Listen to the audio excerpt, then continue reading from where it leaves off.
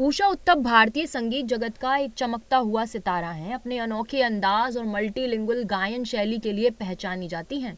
नमस्कार दोस्तों, आप देख रहे हैं TNP एक्सप्लोर। उनकी उम्र चाहे जितनी भी हो, उन्होंने साबित कर दिया है कि खुद को एक्सप्रेस करना और अपने पैशन को फॉलो करने की कोई सीमा नहीं होती है। 9 जेम्स के नाइट क्लब से लेकर ग्लोबल स्टेजेस की परफॉर्मेंस हो या फिर अपनी आइडेंटिटी को पहचानना या अपनी आवाज़ को खोजना, यह सब उनके करियर की शुरुआत में रहा। प्लेबैक सिंगिंग से भले ही शुरुआत ना की हो, मगर उनका करियर नाइट क्लब्स के लाइव परफॉर्मेंस स्टेजेस के साथ ही शुरू हुआ। 1969 में चेन्नई में अपने सिंगिंग करियर की शुरुआत करने के बाद उषा उत्थप ने भारतीय संगीत को एक नई दिशा दी है।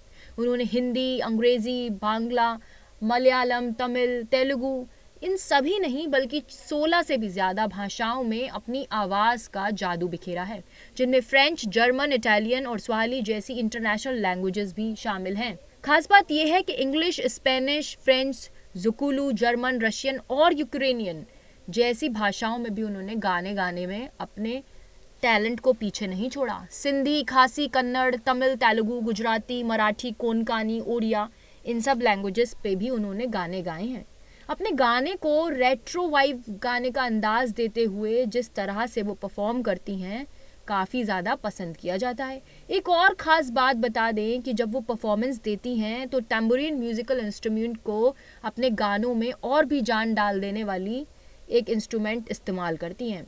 उनके गानों में जो गाए जाते हैं गाने, वो इतने प्रेरित करते हैं लोगों को कि वो आगे चल के लोगों को ये आशा देते हैं कि गाने और उम्र की कोई सीमा नहीं है। एक और ख़ास बात यह है कि गाना पब्लिक में सनसनी एक बार करने दो, आंखों से आंखें चार करने दो, ये मशहूर गाना सात खून माफ़ गाने जो फिल्म का है, ये उन्हीं के द्वारा गाया हुआ है। कई बार तो उनकी आवाज़ के पीछे रिजेक्शन फेस करने पड़े थे, पर वहीं उन्हें ब्लॉन्ड कैबरे डांसर भी कहा गया, पर वो फिर साड़ी में खुद को उतार लाईं। उषा उत्थप को उनके अनूठे फैशन सेंस के लिए भी जाना जाता है, जो उन्हें एक यूनिक फैशन आइकॉन बनाता है। उनकी बड़ी और बोल्ड बिंदी के पीछे एक खास कहानी है। ये बिंदी कोलकाता के का अक्षर को रिप्रेजेंट करती है, जो उनके कोलकाता से प्रेम को दर्शाता है। गायिका अपनी साड़ियों को स्नीकर्स के साथ पहने हुए ज़्यादातर देखी जाती हैं, एक ऐसा फैशन स्टेटमेंट जो उन्होंने अपनी बेटी से इंस्पायर होकर पहनना चालू कर दिया। उनकी कांजीवरम साड़ी के टेक्सचर, एम्ब्रॉयडरी और जरी वर्क, साथ ही उनके चुने हुए चटकीले रंग और गोल्ड ज्वेलरी से उनका सिग्नेचर लुक बनता है। वो साड़ी को इस तरह से पहनती हैं जैसे वो खुद को एक्सप्रेस करना चाहती हैं। उषा उत्तप का जीवन और करियर संगीत की दुनिया में कई मायनों में इंस्पायरिंग है।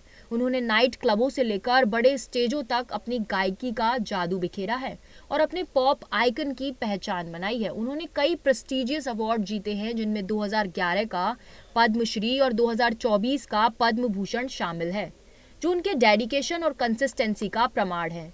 उनके जीवन में 2 शादी के किस्से काफ़ी चर्चित रहे हैं। पहले उनकी शादी रामू से हुई, जिनका निधन हो गया, और बाद में उन्होंने जानी चौको से शादी की, जिनका 8 जुलाई 2024 को निधन हो गया। उषा उत्थप न केवल एक बेहतरीन गायिका हैं, बल्कि एक फौलादी जैसे कॉन्फिडेंट और सेल्फ एक्सप्रेशन को जीता जागता सबूत हैं। उनकी कहानी संगीत के माध्यम से जीवन का जश्न मनाने वाले एक एंथम की तरह है, जो ये दिखाता है कि वो उम्र केवल एक संख्या है और सच्ची प्रतिभा और जुनून हमेशा नई ऊंचाइयों को छूते हैं। उनकी मल्टी टैलेंटेड प्रतिभा, फैशन के प्रति उनका क्रिएटिव पर्सपेक्टिव और उनके जीवन संघर्षों ने भारतीय संगीत और फैशन दोनों को ही दुनिया में एक अमिट छाप छोड़ी है। अगर वीडियो पसंद आया हो तो लाइक करो और ऐसे ही अपडेट्स के लिए देखते रहिए TNP एक्सप्लोर।